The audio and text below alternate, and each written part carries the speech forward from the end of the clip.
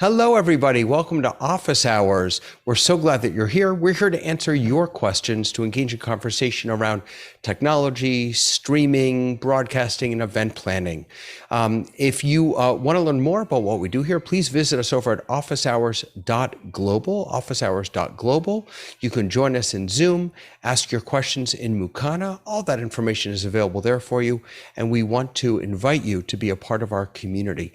We're going to jump in. We have a few questions today. We could always use more. So to all of our producers, please feel free to pop those questions into Mukana.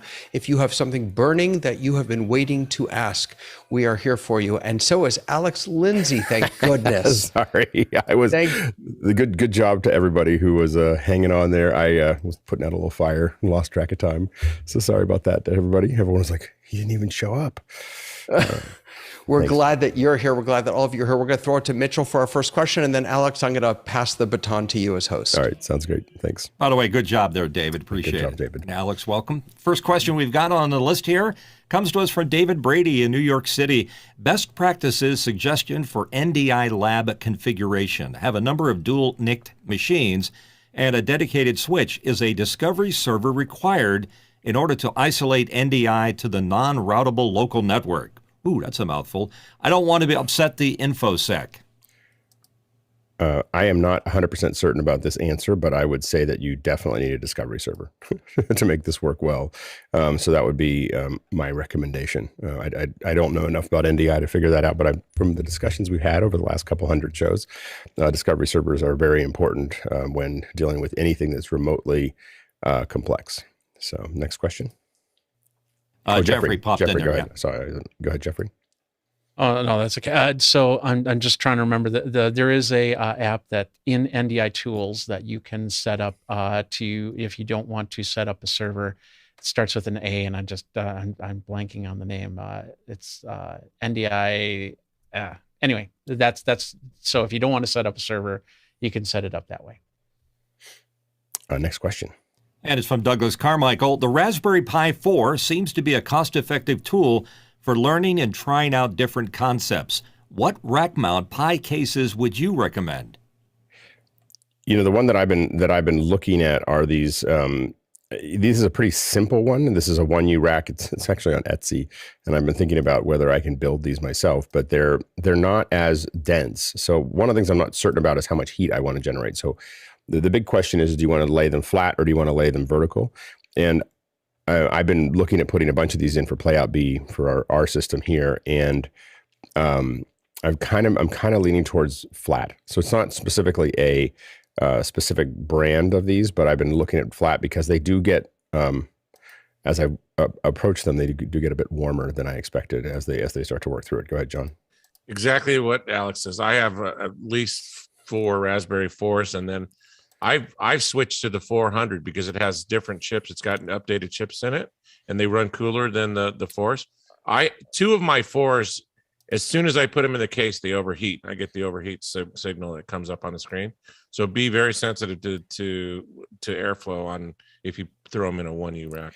Yeah, my plan is to I think you can put 5 across the rack and then put a fan across the top, just to kind of keep airflow, moving over them and keep them cooled. Go ahead, Jeffrey. Yeah, that's with the 1U rack, they're all horizontal, but there is I think it's a 3U that has vertical, and the horizontal is usually like 4 to 6 pies, and then the horizontal or the vertical will give you like 10 to 15 pies, depending on which company you pull it through. And of course, there'll be no cases on it, so it can do the best airflow as possible. And you could put a fan behind it, blowing on it, but it all depends on how your server airflow is going, where you would put the fan. Go ahead, Mitchell. What's the availability? Because I was checking not too long ago trying to get some for Playout B, and I couldn't get them. They just simply weren't available. John, has it gotten a little easier to find them? Yeah, but the prices went way up. Yeah. So the prices are really expensive. How expensive are the prices now?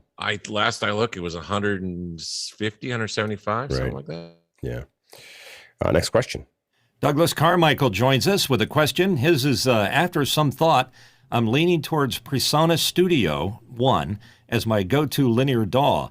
Being that I already have a V5 professional license, that's version 5, would it be a better deal to set aside $149 to upgrade to 6 when it comes, or subscribe to Sphere? I have to admit, I just don't know much about, I mean, other than this little PreSonus that I have over here, this little, I have the PreSonus Revelator that I've been testing, which is pretty cool. I haven't used a lot of PreSonus hardware in about a decade, so I don't have a lot of information about that specific thing. I'd say that you probably don't need to upgrade until you're really digging into it and you're hitting the ceiling, on the PreSonus. Next question. And it's from Juan C. Robles in Mexico City, Mexico. I was noticing that some of the scenes on Prehistoric World are the same last 2 episodes on the show. Excuse me. PBS. Anyone else have seen it? So noticing that some of the scenes in Prehistoric World are the same last 2 episodes on the show Nova, PBS. Anyway, I have not seen it.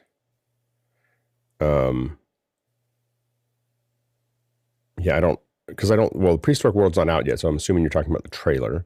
And I don't know, I don't know what show you're talking about on PBS. So we'd have to kind of take a look at it. It'd be interesting to see. I doubt that they're exactly the same, although they could have been, one could be inspired by the other. Like, hey, that was a great shot, let's do that. So it'd be interesting to see if they're pixel for pixel. Go ahead, Mitchell. Yeah, I've seen the same trailer you're referring to. It's Richard Attenborough doing this. Well, that's the prehistoric. Yeah, but the question is that it said they're the same last 2 episodes, are the same last 2 episodes on the show Nova, and I just don't know what Nova we're talking about here. Go ahead, Jeffrey. Yeah. David Attenborough. The only thing I can think of is that they might be recycling clips and B-roll. That would be my guess. And if that's the case, that's not an uncommon practice. Yeah, I don't know what. I'm afraid we just don't have a reference point. I don't know exactly what you're talking about there. Try to maybe rephrase it. Next question. Roscoe Jones from Bray, California asks, if you were a PC user about to edit and resolve on a Mac for a big project, what online or printed resources would you study to help you learn the Mac and to fix any issues that might arise? I don't know. I mean, the big thing is just understanding the file structure. Go ahead, John. I would be on YouTube. I haven't picked up a book in a decade. Yeah. I mean, I have to admit, a couple of us were talking about this over this last week, and I realized that my primary way of learning now is that I have a computer with YouTube open, and I have the app that I'm trying to learn, and then I'm just doing searches, and then I'm skipping through the intro, and I'm skipping through all the stuff that I don't need, and trying to get to the point where the person tells me the thing that I need to know. In fact, it's inspired me to, we'll talk about this as we move forward, but for some of the things that we're doing, I'm really thinking about trying to limit videos that I make for office hours. I'm kind of been planning these videos to like 2 minutes of just like little hits. I mean, maybe we'll have longer ones here and there, but like, this is how you do this thing. This is how you do this thing, because people like me just need to have the one thing explained to me. I don't need a 30-minute thing that includes the thing I need to know. I just need the thing that I am researching for. Go ahead, Jeffrey. One suggestion would actually be use a Windows keyboard over a Mac keyboard, because then you get, at least you're familiar with the keyboard, and the keyboard strokes, the control and the command are the same. So that's where I would go. And maybe even if you have a Windows machine and you can VNC into the Mac, do the resolve through your Windows machine. That way you feel a little bit more comfortable with the edits. But if you're talking about doing anything on the back end, yeah, YouTube would be where you'd go. I mean, the biggest thing with Resolve is it's pretty much the same between the two operating systems. And if you just live in Resolve and don't try to use the rest of the operating system, you have to square away where you're going to put the files, where you're going to put your project files, and where you're going to store your other files there. But understanding the file structure is probably all you really need to run Resolve on the Mac if you're from a PC. It's just where you're going to build those. And I would build them on an external drive and save them out. This is your media bay where you're going to put all your media. And then this is where you're going to store your projects. And I think that if you get that sorted out, the rest of it falls into place pretty quickly. Next question. Simon Ray from Shrewsbury, UK. Is there a 4K switcher you can recommend for people looking to move to SDI but currently have an all HDMI workflow? Using converters on all ports is an option, but far from ideal. Go ahead, John. I'm in the same boat you are. I'm waiting for the new black Constellation to come out 4K. It's crazy. The ATEM 1 and 2 and 4 MEs, the gray versions, need an update badly. And so I'm just keeping my fingers crossed that we'll see a 4K Constellation on the lower end. Yeah, go ahead, Mitchell. Yeah, not only are those converters expensive, it's another point of failure with all the plugs and the connections and everything else going on. I would try to avoid that. It also adds some latency. So there's a couple frames going through those converters, and so I don't have a Ford. Yeah, I don't have a. There's not a HDMI based version that I know of that would work. You'll end up with less latency if you do get something like a Constellation. If you went that far, or any of because I think the Constellation is the only. And there might be a smaller 4K. But using the Blackmagic HDMI to SDI without any scaling or anything else, just the converter that doesn't have anything else to it will probably have less latency. And then you go in, the newer, the black versions of the ATEMs all can do the conversion of frame rate and so on and so forth internally. Next question. It's Simon Ray again from Shrewsbury, UK. Are there any particular considerations to be made when hiring or retaining someone in a hair and makeup role for productions that are mostly interviews and close-up shots? The main thing is you just want to get a sense of their kit. What are they bringing? And what are they ready to do? One thing to look at is whether the person is going to come largely, what instructions you're giving to the talent. Should they come completely without any makeup or any kind of preparation, or do you expect to just do touch-ups? A lot of times we'll tell people that, we're just doing touch-ups. Now, we might bring a full hair and makeup, but you have to be careful of what the talent expects when they get there. They may come in Hollywood. When you say hair and makeup, they may expect you to put in extensions and do a whole do a whole bunch of stuff with their face, and we've had literally we have the largest budget I've ever had. I won't say who it is, but it was a level artist. The largest budget we had was just under $20,000 for a 1 hour show.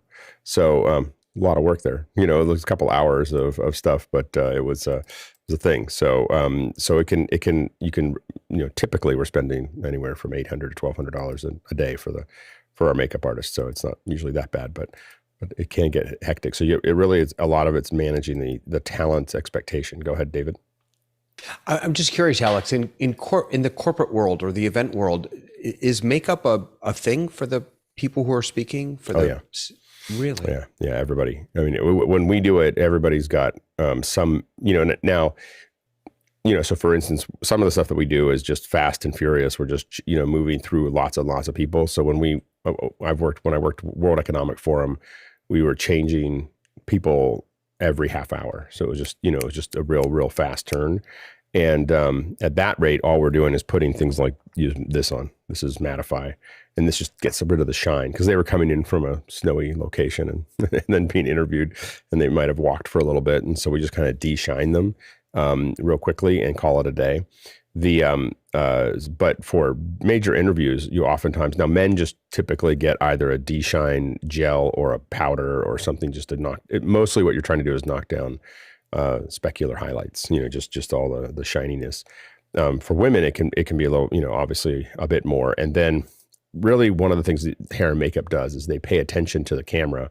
So they'll be looking at the camera monitor, and what they're looking for is errant hair, that are just popping out. So you're not just paying for someone to do their hair and makeup. You're paying for someone to pay attention to their hair and makeup the entire time. Like, how do they look? And they'll be looking for their collar being a little off, or hair sticking out, and so between takes they'll run in and do that, or they'll stop your take sometimes and say they've got this funny hair, and because a lot of times we're paying attention to a lot of other things, and it's easy for us to miss. So having someone accountable for how the talent looks is important. Go ahead, Mitchell. Yeah, to pinch Menon deodorant on a man's forehead will work well. The other thing, I'm a little worried about doing that on a woman. But anyhow, the other thing to keep in mind, that COVID is an issue nowadays. We live in pandemic world, so they need to be able to pass that test, because you can't reuse the same makeup over and over. Yeah, absolutely. And we, a lot of the stuff has changed to more disposable items as we work through that. Obviously, for our crews, everybody gets tested. So, going in. So so that's kind of a common thing now. Next question. David Paskin here on the panel, and in Miami, Florida, he asked, why might you choose to use a PTZ camera in production instead of dedicated camera operators on site? Pluses and minuses. Go ahead, Jeffrey. So I'll leave the one-man band options out of there because that's what I do with my PTZ cameras. The biggest one is camera location. If you want to put a camera up in the rafters and or in places where camera operators can't really be, then that's a great place. Another thing is I do a lot of coffee talks. So we put a PTZ camera in the middle of everybody, and then it'll actually, when somebody starts talking, it'll actually pan to that person and then go and scene. Once again, you won't have a camera person that'll be there. They'll be back on the joystick. And then of course you got to keep that in mind if you're going to places that have unions, because you will get a union person that will be manning the PTZ cameras as you go. Yeah, one of the things that we've used a lot of PTZs. I've owned quite a few sets of them, and we don't tend to. So there's a couple of places that we definitely put them. Small places, as Jeffrey said. So we've had what I was just talking about, like when we've done stuff in Davos, our space is very small, and so to have 3 people talking to another person in literally a 12 by 12 or 15 by 15 foot room is very tight. So adding camera operators behind the cameras it's undoable. So we put the cameras all on PTZs to just save us space, in what we're doing. It also is less distracting for the talent. So when there's no people in there, there's less heat, there's less rustling around, there's less eyes for them to look at. Talent has a tendency to look for eyes. Humans have a tendency to look for eyes. So the more eyes that are in the room, the more they're distracted, and they'll talk. And if someone laughs or smiles, they'll immediately be drawn to that person and look at it. And so it's important to try to minimize the number of people in their sight lines. And so PTZs help with that. PTZs obviously can allow you to magnify the number of people the number of cameras you have. A lot of times when we use them, we're looking for very small changes. We're just trying to get the PTZ to reframe things. The most useful that we found is a hybrid. So we have PTZs that are managing some things that we know it can control. Like for instance, if we have an interview, let's say we have 3 people here, and then we have a person here. The interesting thing here is that we might have a wide shot here, and we might have a close up on our moderator, and then. What's nice about this in a PTZ environment is these PTZs can be programmed for each person, and the PTZ can actually get to each one of those people being interviewed faster than the operator can. You can just sit there and you just hit a button, and it's like, it's a usable shot with the right focus and everything else right where it needs to be for each person. And we found that in a lot of round table discussions, it was faster to use the PTZs than the operators. What they don't do is if people say we want to have the actors walk on one at a time, PTZs don't handle that very well. So you have to know that tracking somebody through is difficult with a PTZ. But I think that otherwise we find that the PTZs work well. But oftentimes having 1 or 2 camera operators, especially if someone's on stage, having a couple camera operators able to follow the person on stage, but PTZs to get the audience, PTZs to get it up the above shots, that type of thing. So it just depends on what kind of show you're doing. Go ahead, David. I guess I was asking in part because my very limited experience with the PTZs is that jerkiness. It's, excuse me, switching from one scene to another it doesn't feel comfortable.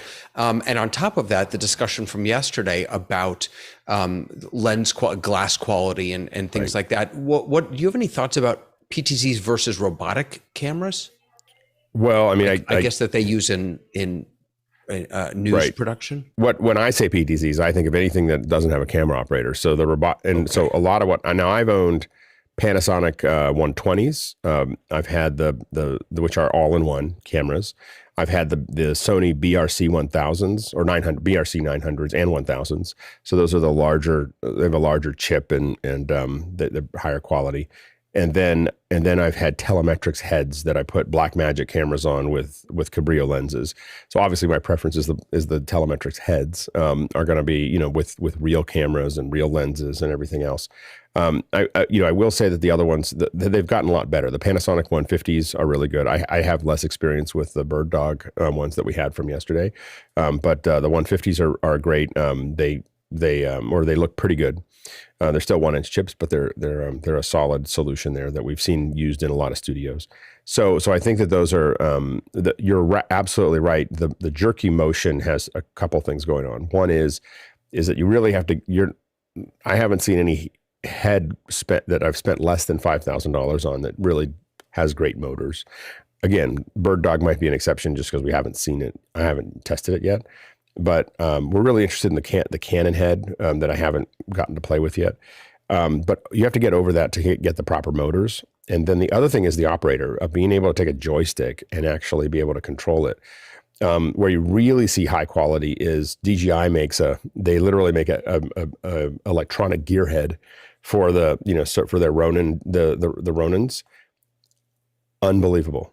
Because you sit there, you're just turning a gear and it's the softest moves you can possibly imagine, but that total system is like $15,000 a camera, but it looks great. Now for little PTZ cameras, we don't usually have the expectation that we're going to do much panning and tilting, live on camera. What we want to do is be able to cut quickly to different things and not try to show you something during it. That's why we oftentimes have camera operators managing something where someone's walking on stage. If they're pacing back and forth on stage, that's what we don't want to use a PTZ for, unless the operator is a gamer. So what we have found is that if you get a relatively good camera, let's say $8,000 to $12,000 PTZ camera, and you put it with someone who spends a lot of time on Xbox or PlayStation, it turns out they're exceptional at panning and tilting, because to them, the controllers are incredibly powerful. Like they're just way more than they're used to. And they're used to especially folks who do a lot of first-person shooter, turn out to be really, really good at pointing and shooting the camera instead of their virtual guns. And so we've actually found they're better than camera operators. Camera operators just get frustrated with the little joystick instead of being able to grab the camera. And they just constantly spend the whole day telling you why this is stupid. And gamers are like, this is the most amazing thing ever. And they do a great job. So it's the only exceptions there. Next question. It comes from Tony Mobley in Noonan, Georgia. My wife is doing Zoom meetings and other recordings on her 2020 iPad Pro. What would be a good microphone to use with that iPad? Go ahead, John.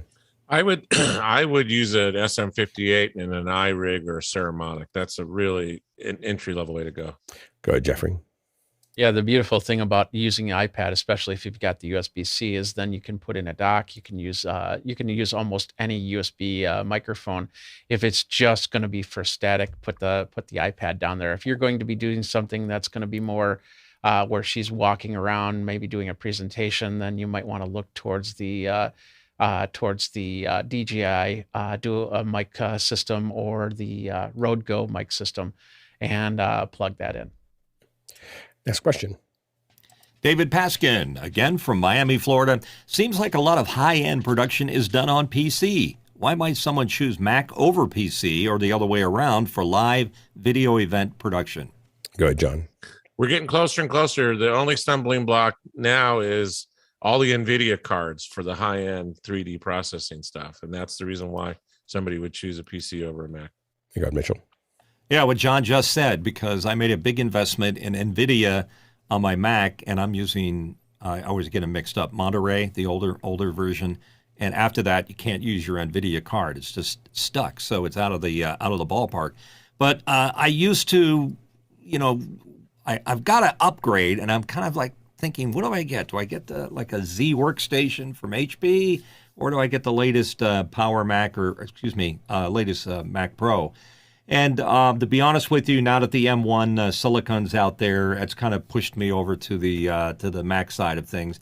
Just because of the other work that I do, you usually make the decision based on the software you're using as to what you want to use. Good, Jeffrey. For me, I'll live in both worlds, and I continue to live in both worlds. In fact, between a lot of the different things between the M1 and the PC, a good a Core i9 latest generation PC can match what the M1's doing. It's more about power than it is and heat than it is about anything else. So in my portable rig, I always have an Intel Windows PC and an M1. There are things like central control as a good example. I'm just learning that, but that is a Windows-centric machine. vMix is also Windows-centric. If you want to use that, I have had some problems. I was doing some NDI stuff on Mac, and I'm not as impressed with the NDI ability on a Mac that I have on Windows. So I actually switched it over to my Intel NUC to do some of the NDI because I'm setting up a big unbox in my porch here, so I will always have both just in case one fails, and I can just switch over to the other. Yeah. I think that it depends on whether you're talking about live versus post-production. Post-production, a lot of times we're using multiple GPUs. And again, the NVIDIA GPUs have been traditionally better than the AMD. It has to do with how they fragment the calculations. I know that when we were building Conduit, the ATI, which is now AMD, approach to GPUs was painful. Like for us to develop for. So the way that the NVIDIA chunked the data was much more efficient for post-production. And so when we're using PCs, a lot of times we're having 3 or 4 graphics cards in one PC with an application that can address all of them at the same time. And then you're going to really see that performance jump in a way that we can't do on the Mac currently. But I think that more and more people, it'll be interesting to see how things go with the M1 and the M2 as to whether more folks start moving back. But there is definitely going to still be a world where you need high customization. You need to put an incredible amount of metal behind it. And then that is where you're going to start still going back to PCs to maintain that. Next question. And it's from the Seventh Scroll in Brooklyn, New York. Morning, guys. Instead of purchasing multiple docks and hubs for various computers, would you recommend network-wide HDMI, SDI, SD card, USB A and C connections, and switches? Go ahead, Mitchell. I wasn't aware you could do network with all of those things, particularly the USB. So I would say no, I don't think so. Go, Jeffrey. I'm a little confused on this question too, because you did say SDI, and I'm wondering, are you talking desktop computers? Are you talking laptops? Are you talking what there? If you're talking desktop computers and you have a PC, you have ability to expand it, I would not go with a dock unless absolutely necessary. I would try and use the board to do all your stuff and put cards into the PC as best as possible. But if you're talking laptops and stuff like that, if you really want, OWC's always been the go-to here. And I did do some testing of Pluggable and their docks. They work really well. The big thing is what's inside, because usually when you build a dock, you have the display port chip in there, and you have a chip that handles the audio, and you have a chip that handles the USB, and these might be completely different manufacturers. And if you understand which chips are in the dock, that might help you with your decision. And I don't think anybody's ever done a dock tear apart to really explain what is inside a dock. That should probably happen. On the Mac side, I would definitely recommend the OWC docks. They're probably the highest quality. You want to look for Thunderbolt docks, so that you can get the most throughput moving through those. I assume that usually when you're talking about docks, you're talking about a Mac because they're just not a lot of outputs. Next question. And David Paskin is back from Miami, Florida. What's the ratio of B-roll to talking head that works best for a stream or event? Go ahead, Mitchell. I'm just going to guess because it could vary. It depends, as Mickey says. For me, it's like 1/3, just to have it there to cover shots. Yeah, the way I approach it when we're talking to our technical directors about how to cut something, when the person's talking and looking up at the camera, here's what we talk to the talent about. If you're not doing something, look up. Look up to the audience and talk to them and everything else. And if you are doing something, look down. That's really useful for us. And so when someone's talking about something, when they look down at something that they're going to show, then we want to cut to whatever there is, what they're about to show you. When they're talking to you, we want to see them, in that process. And so what we do is it's very mechanical at that point. It's just when they look up, take a shot of them when they look down to do something. Now, if they're showing slides or something, then you have to make more of a decision. It's less of a ratio and more of a feel. It's when you are, when do I want, as a TD, when do I want to see that slide again? Like, I'm interested in what they're talking about. I might show that slide for a couple seconds because it pops into my head. It'd be really nice to see what they're talking about. When I want to see them again, I come out, or I'm tired of that slide, I'll move back to the person. And I know it's not a hard and fast rule, but I think it's more of you want a TD with a good sensibility, or if it's you just want to, a lot of times you're following your own interest. You're following what you're interested in, and hopefully the audience, you're hiring a TD, or you are someone that agrees with your audience as far as where that attention, goes in that process. Go ahead, Jeffrey. If I'm doing a demonstration of, like, I got a laptop in front of me. If I'm doing something on the laptop, I'd like to have that come down to the laptop. But I'm also a big fan of super sources, trying to keep the talking head on as much as possible. So for that's what I would do, is I'd switch between a super source and then back and forth. If I was doing a pre-record, showing off the laptop, and I was talking about the ports, every time I'd talk about the HDMI ports, I'd probably do B-roll on that, and then come only a couple seconds, and then come back to me. So I'd say it's about 80% of me on the camera, with about 20% of the B-roll right there. Go ahead, Chris. So, David, when I started directing the Computer Chronicles 30 some odd years ago, there was a moment in one of the segments where the guest was holding up a thing, and I took a close-up of the thing, and I realized that it was my call. I got to decide how long we got to look at it, and it was interesting. So I held on it. I probably held on it 20 or 30% longer than the last director probably would have, but it was interesting. And I think that there's no math, there's no ratio, there's no percentage when it's interesting, and then cut away. Yeah, and the hard part is that that's kind of the master's approach to it. Like there's I think I've told this story before, but they asked 3 umpires what how do you call balls and strikes? And the first umpire talks about, well, I'm just doing the best I can. I look at it and I try to get it right. The second person defines it's from the shoulders to the knees, and it's the width of the thing. And he says, and when it's inside, it's out. And then the master umpire says, it ain't nothing until I call it. So the thing is that, so in the same sense that that when you do have to think of a ratio to some degree, which is, but even when we talk to folks, we're just trying, even my most beginner TDs, it's mostly exactly what Chris talks about, is just find your interest. Like, when should I look at that? Is when I think about looking at it, when the person puts their hand down to show something, when the person is discussing what's on the slide, when the person is doing the thing that's there, you have to find that, and it takes practice. It just takes practice. And sometimes, believe me, sometimes TDs never get there. They never get there. And then what you do is you don't hire them again. They just never get to that point, and they're constantly hanging on the slide too long. They're hanging on the person too long. And I know you'll get, if you're working for me, sometimes you'll get these, I get move, but that's why I generally hire good TDs, because otherwise I get, go ahead, Chris. The other thing to think about, and I do this all the time with an edit, Shift Z in my editor, zooms out and allows me to see the entire timeline. Okay? I get to see the whole thing. Whether it's a 2-minute video or a 1-hour lecture, I get to see the whole entire timeline.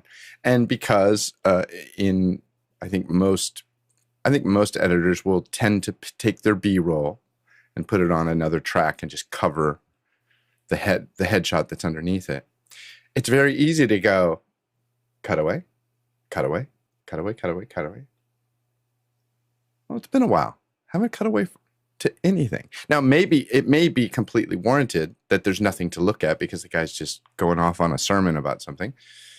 But looking at it from a wide shot, you get a sense of the overall pacing of a whole piece, right? And so you can look at it and go, And I've even gone to producers on occasion and say, you know what? The first segment was 2.5 minutes long. The third segment was 4 minutes long. This segment is 12 minutes long. And then we have one that's 3 minutes long. Seems like we need a break in here. Let's find something to go away to. And looking at the entire pace of something can be very useful. The other thing to look at is also when you have a wide shot. So if you're in a live event, one thing that's really valuable is the wide shot. So you have a tendency to get caught on these head and shoulder shots a lot, and it can get very suffocating for the audience to be close. And sometimes you just want to cut to something that's a little wider. That might be a wider studio shot. That might be a wider, when you have that. In our case here, we're cutting to the gallery every once in a while and let you know who's there. But otherwise, in an event, you want to think about when you can give people a breath and let them have a little bit of 10,000 foot view. No, next question. Danny Law from Malaysia is in with a question. If we are going to mix live cams from the cloud, which protocol would be recommended to send the camera's feed to the cloud and why? The most traditional version of this would be SRT. So SRT would be probably the most, what most people would do to get into the cloud. That's a secure, reliable transport. It was created by Haivision, and they've got a lot of hardware that supports that. But a lot of companies now support SRT as far as getting that into the cloud. So SRT is probably the most popular. When you can, I tend to like to use Zixi. I find that Zixi is a fair bit more reliable than SRT. And so, especially in low bandwidth situations. And so Zixi is where we'd like to go to get those in, but SRT is the most traditional way to get those into the cloud. Next question. From Simon Ray in Shrewsbury, UK. What would you pack in your bag when going on holiday abroad, but wanting to do a live stream while away at better than iPhone only quality? Go ahead, David. I'm not sure it's better than iPhone quality because iPhone quality is pretty darn good, but I usually bring a ZV-1, a Sony ZV-1, a Rode VideoMic NTG, or now I'm actually playing with the Rode Go 2, so I might use that depending on the application. I've got an OWC hub and my MacBook Pro, my 14-inch MacBook Pro. Go ahead, Jeffrey.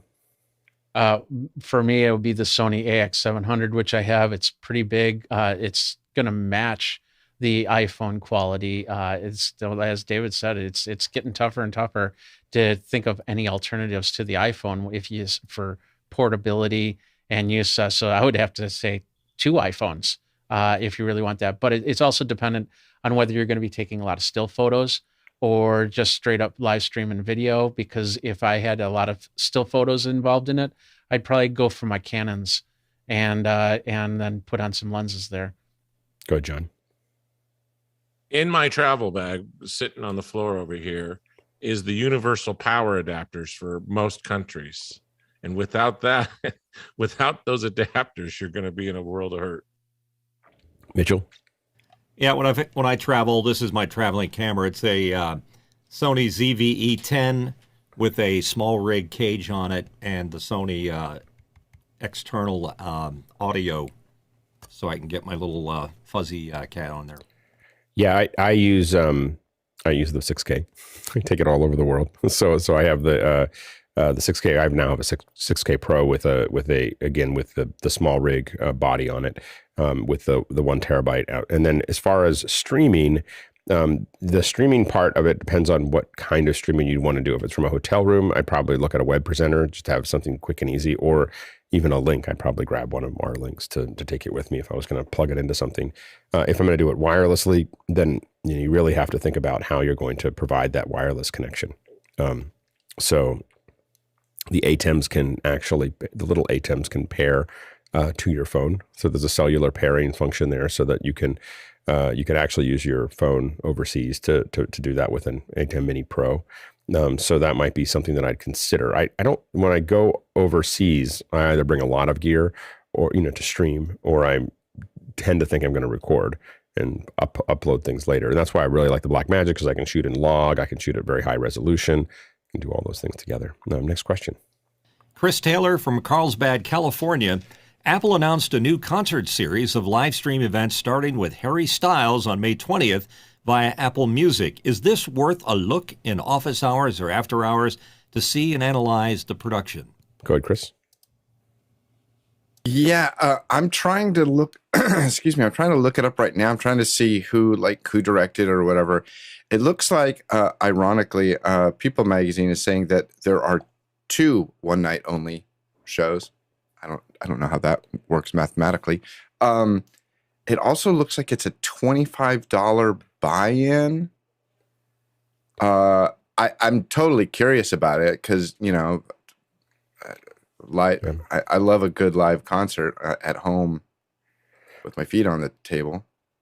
Yeah, I don't watch a lot of concerts at home. I'm happy to look at this one as far as production. I stream concerts at home, but I think that's the I find that my attention span is very short, and I don't know enough of Harry Styles to be that probably interested in watching a whole video. But I would watch it with everybody here. That's the funny thing is I would be happy to watch it here, and we can discuss the technical aspects of it. As someone who does, I know it's funny because I stream a lot of I stream a lot of concerts.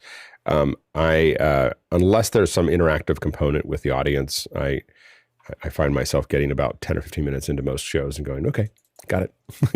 Or I look for the song that they hit just right, or I look for, I don't remember the last time I've watched more than, 30 minutes of a live stream of a concert. I just feel like it's hard to make it that work, but that's what I work on every day. So I was trying to figure that puzzle out. Next question. Richard Bowman from Defiance, Ohio. I've been asked to teach a 3D modeling class at local community college.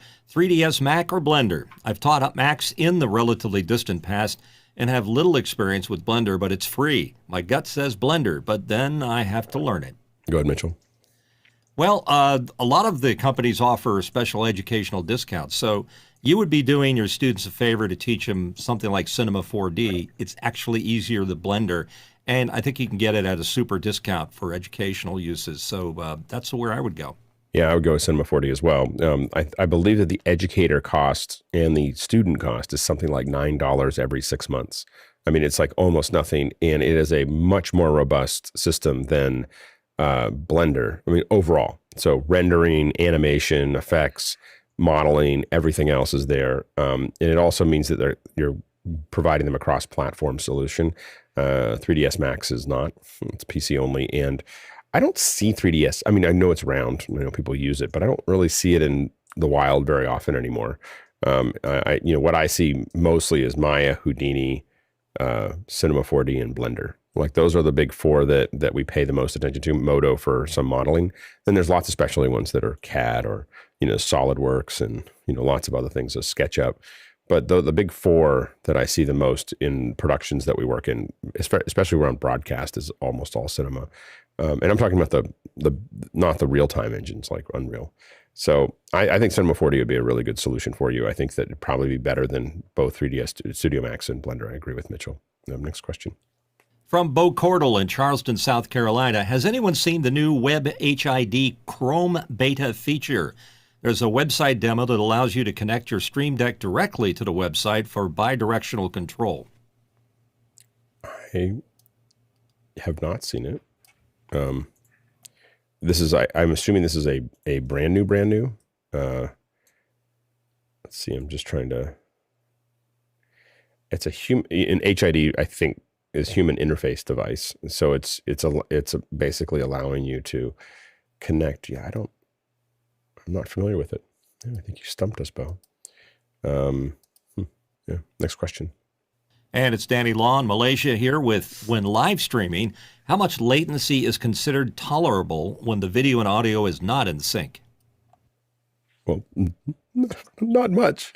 When the video audio is out of sync, it's in the latency is. I think that if you're talking about when it's not in sync, I think that it's not tolerable at all. Go ahead, Chris.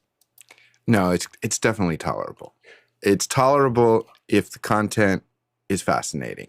People will put up with an immense amount of technological foibles if the content is worth it.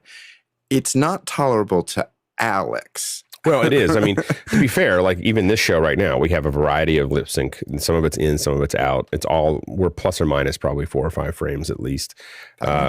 Yeah. We swing around it. We can't fix that right now, but we're working towards it. So I would say that it's somewhat tolerable, but we also know that a large majority of the folks that are part of that take the show in are listening to it less than, and not watching it as much.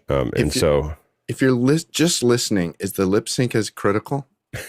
Yeah, no, not at all. So, good. Yeah. So I think that, but I think that if you're, so you can get, if you're talking about how much latency is considered tolerable, and what you mean is the difference between the audio and the video, what I would say is that you can pretty quickly, you can get away with 2 or 3 frames really easily. Most people's TVs are off by 2 or 3 frames all the time, and then you can get into people really start to notice it at about 4, 5, 6 frames is where people start to really go, wow, this doesn't feel right. And so that's about 6 frames is where people really just complain. At 2 frames, it might feel soft, but they're not going to complain about it. The funny thing is that you're better off with the video being ahead of the audio as opposed to the audio. The thing that happens is the audio gets ahead of the video. You want the video to get ahead of the audio. When in doubt, make the video a little ahead of the audio. Not a lot, but a frame or 2. The reason is that our brain corrects for that all the time, because everything around us, the video is getting to us before the audio, because light moves faster than sound. And so, if someone's across the room if Chris is talking to me 30 feet away, he's already 30 milliseconds. The video is getting to me 30 milliseconds before the audio. So my brain very quickly, can manage that. When the audio goes in front of a video, it usually means, in the real world, it usually means that you're poisoned. so your brain does not like that. It's like, that doesn't look right because something's wrong. I've had too much to drink. I've had the wrong things to drink. I've had the wrong things to eat. Those are the things that usually happen when the audio gets in front of the video in the real world. Go ahead, Mitchell. Yeah, I think the answer is your results may vary. I see 2 frames that starts to drive me crazy. 3, 4, then forget about it. And like Alex just said, if audio precedes the video, it's like whispering to me. It drives me nuts. He loves it. Jeffrey. The only time that I think that I really go nuts over the lag between video and audio is when I'm watching music, because being a musician, I know how they're strumming. Mm-hmm. I know how they're playing the drums. And if they're like, and that's one of the things I hate about B-roll for like music videos, is if they capture the wrong spot and then all of a sudden the drummer's off beat or something like that. I can notice that, and that drives me nuts. But other than that, yeah, a little bit of a latency on or lag on lip sync, I'm not too worried about. Go ahead, Chris. Can't hear you, Chris. Or you're out of sync. I'm way out of sync. I heard this story firsthand from a guy who was a lighting director for U2. During the Zoo tour, on the song Bullet the Blue Sky, there is a moment where they turn on a huge banks of 9 lights to hit the whole audience. And their manager, McGinnis, would come to him like every night, and he'd say, "Hey, the lights are too soon on Bullet. You need to move it 2 frames." Okay. And then he'd come to him a couple days later. "Hey, now they're late." Hey, and it was going back and forth, back and forth. I heard this firsthand. Depends on where he stood, right? And the guy said, "Paul, where are you during Bullet?" He goes, "Oh, I'm all over the arena." He goes, "Okay." Right. This conversation is over. Because in an arena, you lose a millisecond. Huge. You lose a millisecond a foot. Not quite, but that's the rough round off is a millisecond a foot. And so if you're 300 feet from the stage, you're 300 milliseconds, off.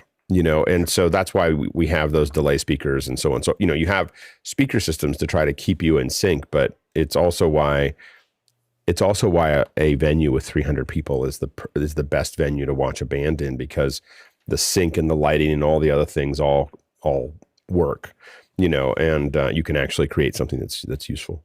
So anything more than that, the whole system starts to fall apart. Next question. Peter Moore from Auckland, New Zealand. Where does the term B-roll come from? Is there an A-roll, C-roll, etc.? Thank you. Go ahead, Chris. There may be, but nobody calls them that. So it's Peter. It's old timey video editing. If you were doing a cuts only show, you'd have a playback machine, your A roll, and your record machine, and you would shuttle around. You'd find the clip you want, and you would copy it from the playback machine to the record machine. If you wanted to dissolve to something, you would have to take a shot off of the A roll, dump it onto the B roll, okay? The B roll, and then you would have to take it and you'd sync those two up. You'd set it up in your editor. You'd say overlap for a second, and then you program the switcher to do a 1 second to dissolve between the A roll and the B roll. Somewhere along the way, it got to mean the stuff where people aren't talking. And I don't know where that happened, but the B-roll, it comes from traditional tape editing. Sorry, I had a window pop up right when you were there. Go ahead, Mitchell. Yeah, Chris just gave me a bad case of flashback. It's back in the old days of linear editing. You had to go on tape. Tape was linear, and you had to do it in a certain order. You couldn't do it non-linear. For those of us today, we just take it for granted that we can pick and choose and play stuff where we want to. But it's important to understand that a lot of what happens in the editing suite is based on film tradition. And A and B roll is a traditional way of identifying the source reels. Next question. Next question from Douglas Carmichael. With Apple moving into the streaming event space, could you see Apple purchasing a streaming software company to offer an integrated stack? I doubt it. I think that when you get into the level of streaming that Apple is doing, it's all software-defined hardware. What most companies use, I can't speak for Apple, but what most companies use are elementals. So these are the elemental stack. Probably for the kind of events that Apple's talking about, these are elemental 700, 800s. They cost anywhere from $100,000 to $250,000 a unit. Retail. I'm sure Apple gets a deal if they buy those kinds of things, but these are big pieces of hardware that are super stable and get stuff done. And we do a lot of events on that type of hardware as well. Next question.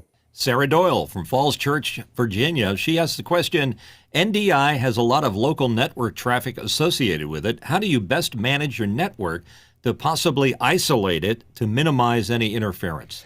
Go ahead, Jeffrey. Well, the first thing you could do is you could put it on its own VLAN, and by doing that way, it's not gonna. Some will bleed over to the other network, but not as bad as. And you could just let that thing run completely rampant on your on that VLAN right there. Then again, you could set up a server and then do all the program IP addresses, and this is the program I was trying to remember. It's called NDI Access Manager, and when you download NDI tools, you get Access Manager with that. So on the computer, you would then tell it which IP address goes with which camera, and that'll help. It'll still bounce around your network like a ping pong ball, but at least there's going to be some sort of direction to it. Next question. And it's from Vic Sinise in Lowell, Indiana. Any suggestions for a boom for a Yeti USB mic? I wanted to attach to my Veridesk. Go ahead, Chris. Yeah, Vic, literally just this moment in the event chat, I posted a link to a video from late 2019. It's the DSLR video shooter guy. And I love this video. I do woodworking for fun, and I love watching people build things. I do video for a living, and this is an interesting crossover because the guy goes through literally every screw you're going to need to build a little one-pole studio. He mounts one pole to the back of his desk. He mounts his camera on it, a boom mic, a soft light, and he goes through every screw you're going to need. And I'm certain you'll find something there that'll help you do what you're trying to do. Go, Jeffrey. Not really a boom, but Blue makes the Blue Compass, which is it's basic mic arm. It's overslung or overhead mic arm, and it's completely adjustable. It's meant for the Blue Yeti, so it can handle that weight. You can also put onto a shock mount to the Blue Yeti, so you don't get any table noise. And Mitchell? Yeah, I have the very same blue right behind me, and it holds a U87, which is not a light microphone. Other than that, Elgato has a nice boom. The one thing you want to get away from is you don't want one with springs in it because they're just noisy and annoying. Go ahead, David. Yeah, I was going to mention the Elgato one. That's what I'm using here. And it's underslung, and I absolutely love it. And I have to say that what I have is not a very desk, but it is one of those up-down stand-sit desks. And I literally have everything clamped to this desk. So I just, in the middle of the show, raised my desk up, and everything came with it, and it's life-changing. Next question. Eric Nathan from Bellingham, Washington. I've got a Nikon 70-200 f2.8 ED lens. Can I adapt it to a BND 6K? I don't think you can. I don't think you can convert Nikon lenses, just the way the mount works. You can't convert a Nikon lens to a Canon mount. That is one place you can't go. So I don't think that's possible. Go ahead, Mitchell. Metabones won't work with that? I don't think they make it. I don't think there's I think the way the mounts work, I don't think you can do Nikon I've never seen Nikon to a Canon. I've seen a lot of other ones. But I don't think you can do a Nikon to a Canon. Next, Metabones would be the place to look if there is one. Next question. Richard Bowman from Defiance, Ohio. When doing camera switching during a live event, cuts or 10-frame dissolves? Go ahead, Chris. Absolutely 100% cuts and cuts only. People put soft cuts or short dissolves when they don't know where to cut. I find it unbelievably annoying. I can't watch it. There is content online that I really like the content, and I can't watch it because they do quick dissolves between it. It's a cut. It should only be a cut. It should never be a dissolve when it's a live thing going to a live thing. A dissolve is designed to show a passage of time. There's no passage of time between when I talk and when Alex disagrees with me. Go ahead, Alex. I thought you were going to say, when I was waiting for you, I thought you were setting up for absolutely, positively, it depends. But it doesn't depend. No, it doesn't depend. But, but here's the thing is like, but if you look amateur. But if you look at like the concert stuff that we did with Marcia is a master of music. Music doesn't count. Well, it's live. It's a live event. Music That's doesn't why count. It depends. So it didn't say corporate event. So no. So my agreement. Right. My agreement. I agree with Chris in the sense that when I do corporate, it's all cuts. Cut. I don't crossfade anything. When music, I have learned from Marcia to do these kind of find these places that you can kind of create a feel for when it's slower, but when it's faster, you cut faster. And when it, but it depends. So music, I think, is a different thing. Of course. But I will say I will agree with Chris that other than music, almost everything else is all cut. I mean, I defy somebody with 20 years of experience or more to explain to me why a dissolve works in an interview. It doesn't. Like maybe from an opening wide shut, dissolve in, hey, let's talk. Cut. No, I agree. I mean, where do you stop? Let's start doing star wipes. Okay. Heart wipes. I'm going to do a heart wipe between me and Mitchell. I'm going to star wipe to Pareto. Yeah, exactly. I think that you should do the little ripple one. I think it's really cool. Go ahead. Let's amateur. Okay, let's go to the next question. We're going to jump to the next one. Just try to get a couple. Okay, jumping to the next guy. This is the seventh scroll from Brooklyn, New York. Using a software switcher with our ATEM Extreme ISO, is there a way to convert signal from USB out to SDI going into a web presenter 4K?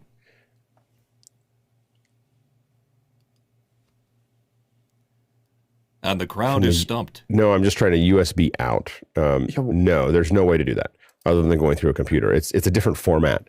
So you can't. You'd have to go to a computer and then have the computer do a screen scrape out. But there's no way to go from the USB out to turn it into SDI. You'd be better off, splitting the HDMI out from your Extreme. So Extreme has two. I'm assuming you're using the two HDMIs for something, because what you would normally do is do an HDMI out to the web presenter. And if you can't, I would find a way to split it so that you go out to the web presenter. But I would do that rather than. You can't convert the USB to HDMI easily. Next question. And it's Chris Widener from Lafayette, Indiana. Is there a simpler way if what you have is an A10 Pro, a Mac laptop, and 2 iPad Pros than to do lower thirds from Keynote with a green screen background? Go ahead, David. I have a few questions about your question. So first of all, where is the destination? If you're going into Zoom, you can just create them in Zoom as little lower third elements and just send them out to your participants and bring them in that way. I use an ATEM Mini, but I only use it as a camera switcher, and then I do all of my lower thirds in over an eCam. And so while I could do it with Keynote and a green screen background, I can just create them right in eCam, and it's easy peasy. Yeah. Also remember that you're better off oftentimes doing a Luma key. Green screen is a 422 signal, and so you'll see slight stair stepping along curved edges where you won't see that with a Luma key. You just have to design around the fact that you can't have any pure blacks in your lower thirds. You can bring up those blacks by 3 to 5%, and you'll be fine. The last question for the first hour. And from Douglas Carmichael, Alex, you mentioned Elemental encoders. Wouldn't you be locked into using AWS as the back end with their units? No, the big hardware elementals don't care. They send it to anywhere. The links that I use go to AWS, but the hardware, the large 700s, 600s, 800s, those are all, you just point them in the direction you want them to encode. so they don't care about any of the AWS backend. They can go to AWS, but they're not specific to it. All right. We are now changing subjects, and we have Roz McNulty here from the Fashion Innovation Center. Hi, Roz. Whoop, can't hear you. Okay. Can you hear me now? We can. It's good to have you here. And we're here to talk about 3D fashion. Can you define that for us, Roz? Okay. There is a whole industry in apparel that is doing fashion in 3D, from Adidas to Walmart. Everybody is now starting to create their patterns, samples, and such in 3D. In fact, they've been doing it for years and years and years. Right. But it's now getting to a point that so many more people can use it. Some of the softwares have come down to an amazing price. And then, of course, there's now other uses for it, such as Meta, and as for myself, a VR museum. Nice. So what kind of software is used? What's been used for the last couple of years when it comes to doing 3D apparel? Well, I always talk about the grandparents of the industry, which were Gerber and Lectra. Lectra bought Gerber, and they had the big, gigantic mainframes many years back. And then Optitex, I'm going to leave out a few, but Browseware and Clo3D, I would say, are the leaders, and I'm a specialist in Clo3D, although I've used Browseware as well. And I think you have a little bit of a presentation. Do you have a couple slides to show us how this works? Quite a few slides. Right, excellent. This is going to be new for folks. So if you're watching this, go ahead and throw questions in as Roz is working through the slide deck. I think this is going to be useful for us to visualize what she's talking about. Yeah, I'll start firstly, just before I start the slides, by saying, yes, I started off in film. I used to go to NAB as a reporter. I was putting video on the web in 2004, but that's part of the past. I'll show you my future. And Roz and I have run into each other probably for the last 15 years at NAB. So we always see each other at NAB as we go through. Yeah, definitely. Okay, so I guess I'll need a screen share. Yeah, you can do that. Okay, and we'll start off. There we go. And I will now start the play on this. So this is based on a lecture I've been giving elsewhere on documenting fashion in 3D. A little bit nervous here. And that is one of the garments that I've done. So I do clothing design. I've been an EPK photographer. I do video editing with Pitch Page, which was when I was at NAB. I've done historical fashion photography, past president of the local costume society, and I have an online course at Motif teaching 3D, Clo3D. And this is when I started, 1983, on a color graphics computer in London, England. And it was to show the concept of illustrating fashion before the pattern was made. So what were you using there? Okay, that you have I have no idea. Oh my but it was gosh. one of the first color graphics. And at the same time, 1983. Yes. I even spent my first £1,000 on having them try and develop the dream of being able to change patterns and colors and stuff. Right. But early days. And of course, they just threatened that they would add it to their existing mainframes. So then the reason I did that is I had a little dress shop in London for about 6 months, and I was always trying to catch up on the education I never had of pattern drafting. Pattern drafting is math. And that's my existing sewing room. So I've always been a sewer. Then, of course, yes, NAB. I've got a picture from 2014, Serena on the stage. But what really changed was when I was part of a VR office group, an open office sharing. And it was opened by the mayor and a member of parliament with a virtual ribbon cutting. And there was all these The mayor of where? Where was this? Mayor of Vancouver, BC. Okay, very good. And I'm not going to remember the name of the politician, but anyways, we there was a great group of us there at the Cube, and we even did. I seem to have hit the wrong button here. Let me just pull that back. We even had a digital dojo, and we'd go and do experiments. But let me go back to 3D apparel tech. That's the Gerber cutter on the right-hand side, and that is where everything goes. Now you see so people are designing. It so it's not just that you're visualizing the clothing; you are designing it in 3D, and then it is literally you're quote unquote printing it, right? Yes, it's cutting it. It's cutting the fabric itself. Yeah, definitely. And I think I explain it more that this is sort of the great basics of sustainability and how it all ties together in my little graphic. It's not a moving one at this time. I guess my thing is I can't believe they don't have the those fashion challenge shows or whatever with, I think is it Heidi Klum or whatever that, those. Yes, They have all these people running around with the things. I was like, you should give them these tools.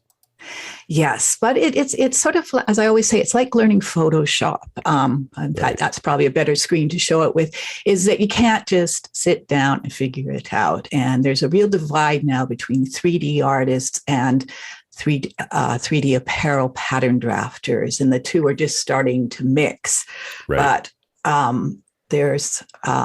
it does take a certain skill to understand pattern drafting and what the difference is between sewing and just sort of making it fit together. Right. I started learning by firstly coming across Clo. It took about 6 months to sort of get really started in it. And what really started off was a 3-day seminar at Clo. And then all of a sudden, those small mistakes I was making were cleared up.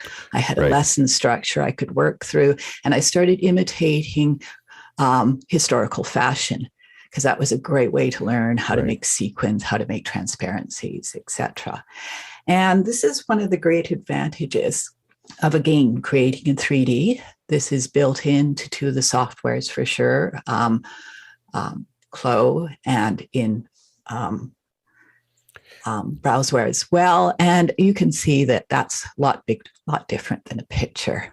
Yeah. And this is how the software looks. So you're constructing the 2D pattern on one side, and you're getting a 3D simulation on the other side. And you can change the fabrics, and you can change the drape, and you can change the sizing, and you can change the color, and it can go on forever. But what you're really doing is you're saving time, money, resources. And again, the idea is that you can come up with a design, you can come up with a prototype. Someone can sit there and say, I want the hem longer or shorter, I want more buttons.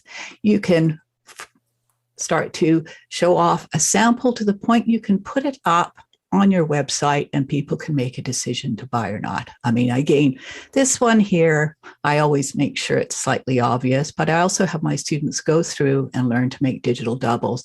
There is a gigantic demand for people that want digital doubles to show their buyers or their potential, the wholesale buyers or the retail buyers. So I teach Clo at Motif online, and this is an online school based in Hong Kong with students all over the world that specializes in apparel courses. And I did three courses in 2 years and over 200 videos. I used ScreenFlow, green screen, and I broke them down into what I call the whole Learning with Linda learning series of 3 to 7 minutes, so that it was nice and short and you learn something and you get a download and you work through it. Right. And this is an example of one of my courses sped up. So I teach them in advanced Clo how to do pattern drafting. Is there a way, is it easy to get the models of this clothing into something like Unreal or Cinema 4D or other, can you get it out into other 3D packages? Yes, you can export it into so many ones. I probably should have done a screen capture. You can do OBJ, GLB, GLBTF. You can export it directly to Maya.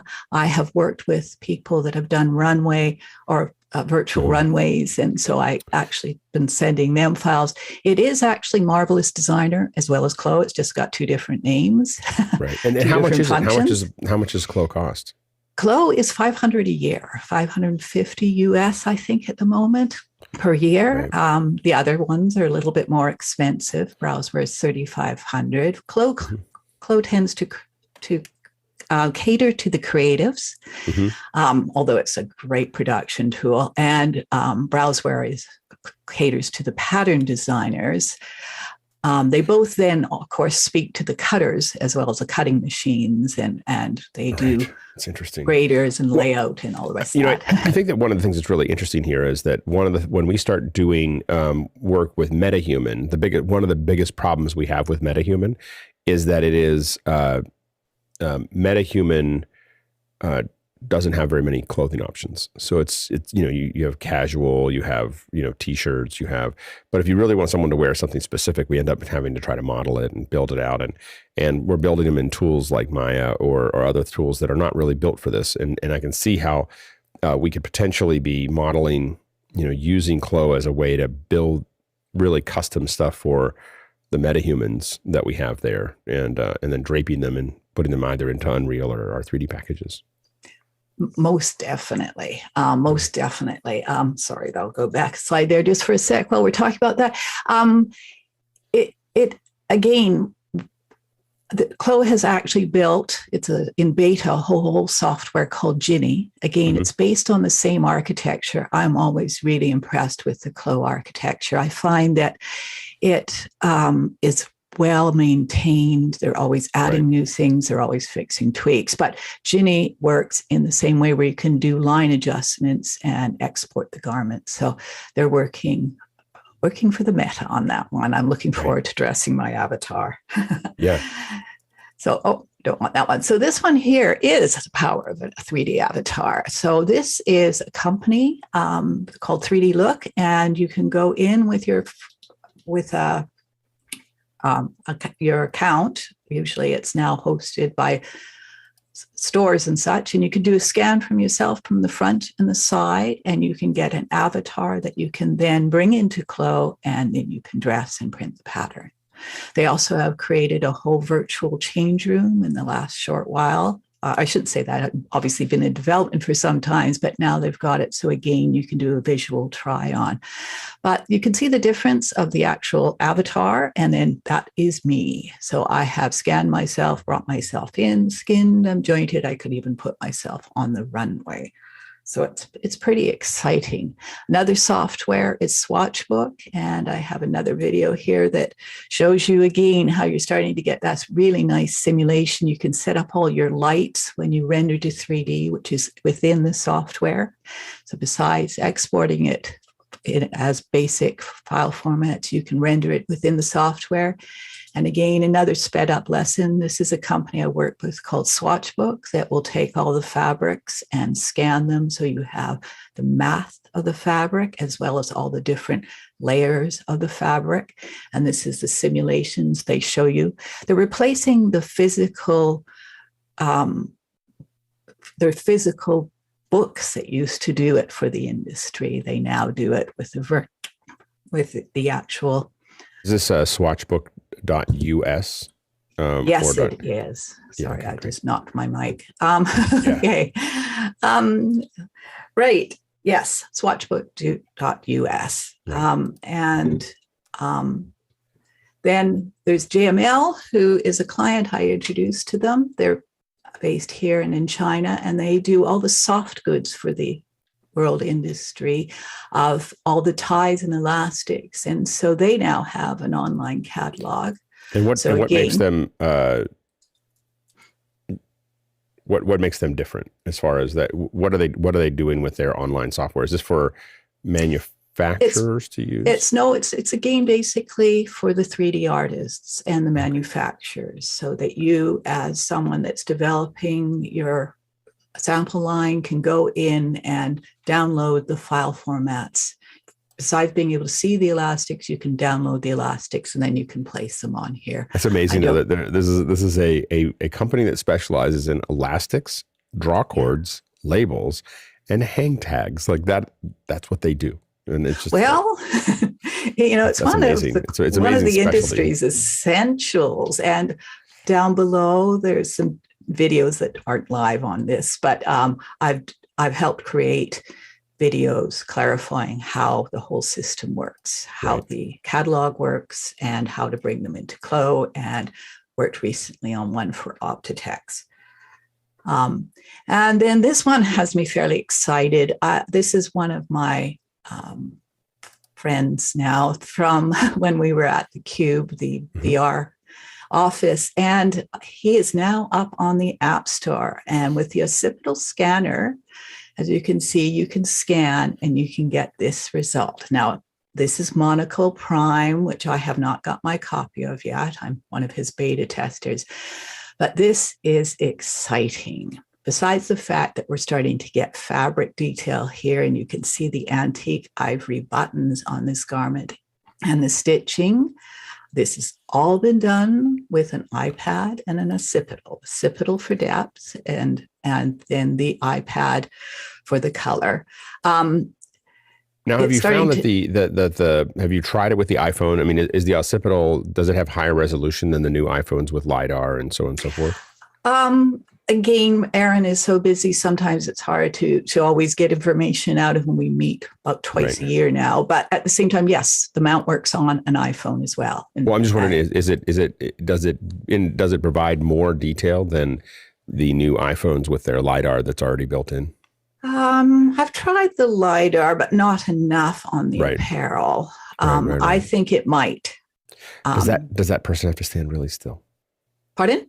The person that that's perfect. That's on. Yeah, you got to go take a look. You got to take a look. But this is on a mannequin, right? Yeah, and it's Aaron scanning it. And another thing is with the whole software is that once you have scanned it, you can actually place it in the room in AR, and that's part of the software. Yeah. And I've also gone and scanned my whole family in the past, so I can place my son in the same room as me, sitting on the couch. That's great. Well, it almost works. So one thing I'll say before I leave Steampunk Digital is they do a VR challenge twice a month. I'm not quite sure where to put the links, but I can put them into Discord or something like that. Yeah, absolutely. Put them into Mukana here if you can, and then we'll that'll get saved into Discord as well. Yeah. Okay. I'll do my best, but I will get that, try and put those in. But either way, he does a VR challenge twice a month. It's always worth checking out. He's based in Japan now.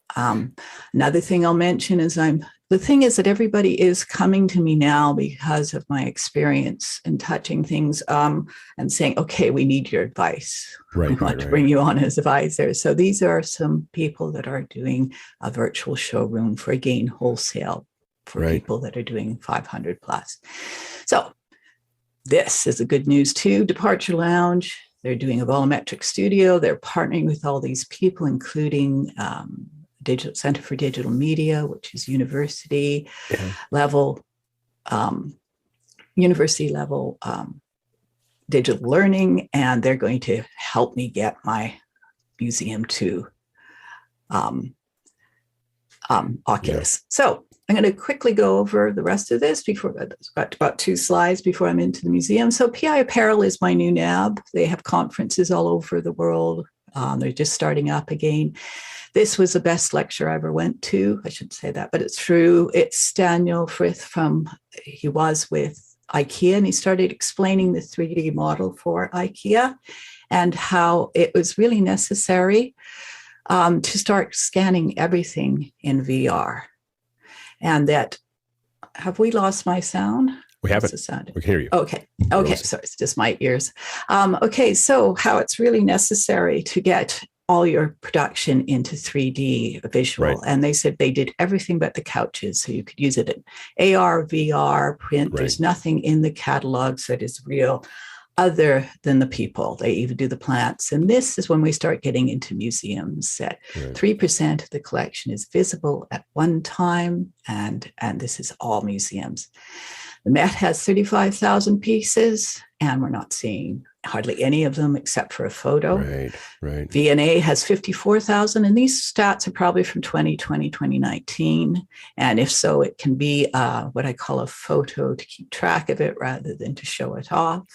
Right. And Google has started to bring on some VR museums, or interactive museums, I would call. And then this one has me fairly excited because it's the Queen and Crown, which is Brooklyn Museum and Netflix. And so they've actually got one where, again, I will show you that you can go in, take a look at the garments. It's sort of fake 2D, 3D, but at the same time, once you get down to Diana's dress, you can actually go in and get some bits and pieces about it.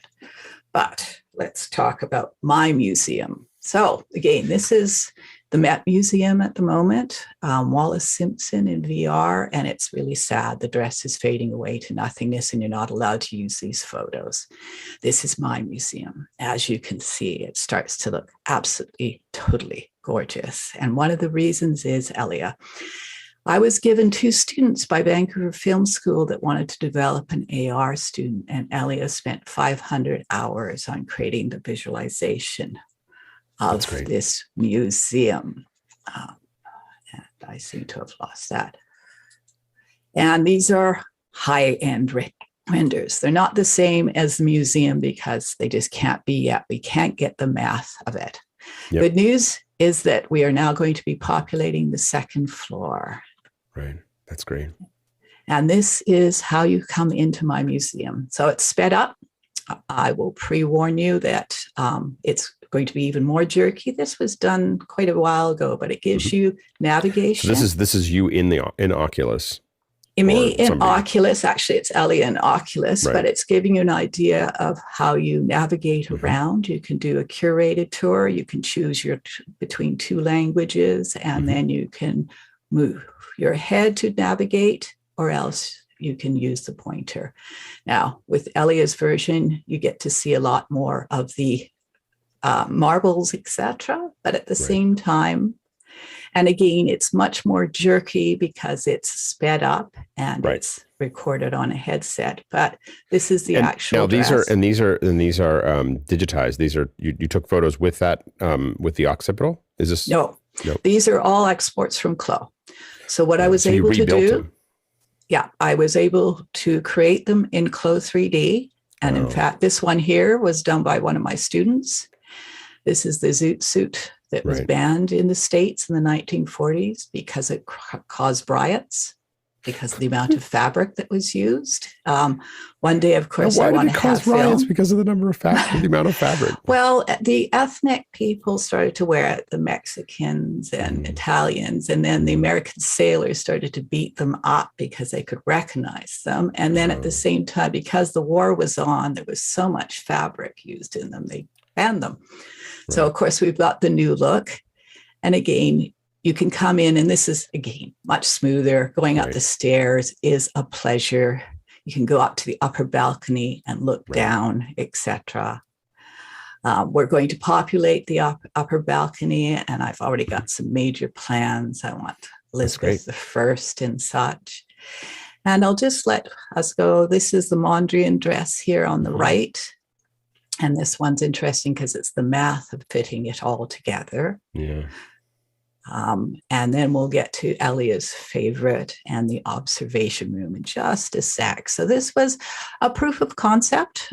It was created in Clo. I was able to do UV3 maps in there and bake the textures, so the file size was small. We've obviously brought down the texture of the museum in terms of visualization. And then we can also go into the rotunda. So you can actually go into a separate viewing room, and maybe this next version will get some video up as well. So as I say, he really loves that one. But that's probably enough for now. Of course, he also made it so that it's an app. So not a working app yet.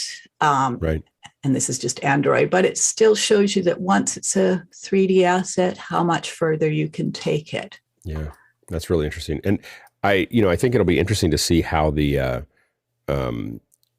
with this process, like I think, Couture would be really interesting as far as someone being able to see something, view it, have it created for them, very specifically, and make those requests.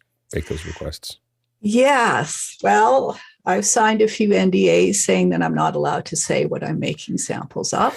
I am serious. Serious. I was dealing with one company in the States that did over 600 samples. They only wanted to see them in AR on a proper dressmaker's virtual dummy.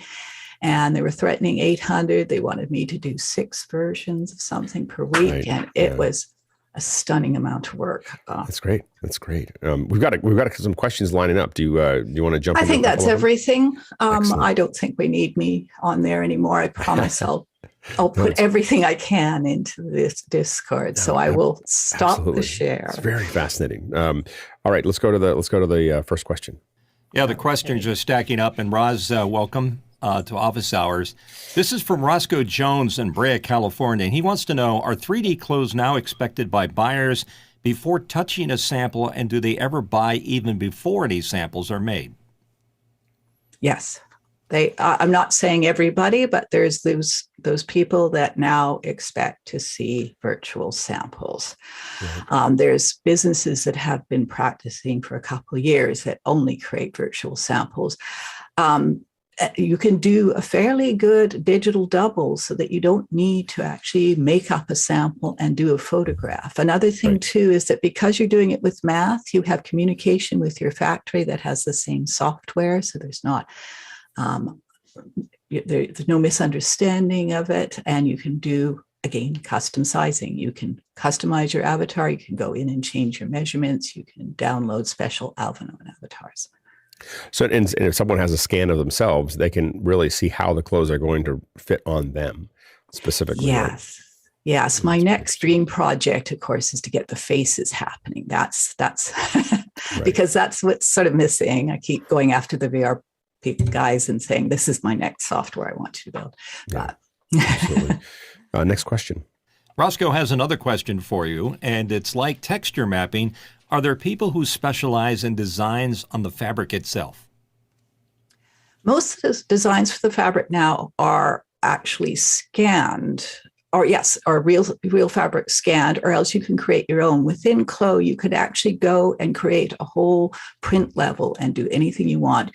You can take it into Photoshop, and you can export the whole Photoshop and bring it back in as well. So my big caution always to my students is you can create that fabric any virtual fabric you want. Adobe Substance is now stepping into the ring and is within the closed software. But if you can't get it real, you can't make a real garment. So people like Cottonworks have an online database you can download. And as I say, everything with Swatchbook and their manufacturers that load up to them. Substance is dangerous because it's not necessarily real, but some beautiful fabrics. There's Swatch On that does fabrics where you can get the meterage. Designing your own means you're going to have to manufacture your own. It's not impossible, but it's certainly something you have to consider. Does the when you export out a Clo, does it manage the UVs? For the texture maps? Yes, it does. It depends on which file format you use. I hear we use JLBTF a lot with that, right. But what you actually can do within Clo is you can go into a special menu and make a UV3 map and then bring it all into one square. And so you've taken all your different, it's about 5 or 6 texture maps in every fabric. Right. And it will bake them into a square, and then that square will dress that avatar. So that's great. Next question. Douglas Carmichael asks, could you see 3D printed fabrics having the potential to supplement or even supplant fur? I think the fake furs that exist now already do exist. If you want a fur in Clo 3D, you just go pick the fur you want, and then you can go in and you can change all the different things. You can change the glossiness, the taper, the bend, the length. So you can do your own virtual fur, your own custom fur in Clo. And it's to the point you can even imitate hair. Next question. Roscoe Jones from Brea, California wants to know, what type of clothing does not lend itself to 3D design?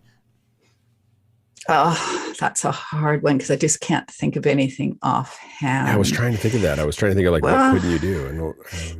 Bathing suits are harder because you're dealing with dressing an avatar that has a certain layer. I can't think of the correct term now, but the layer. So it's not.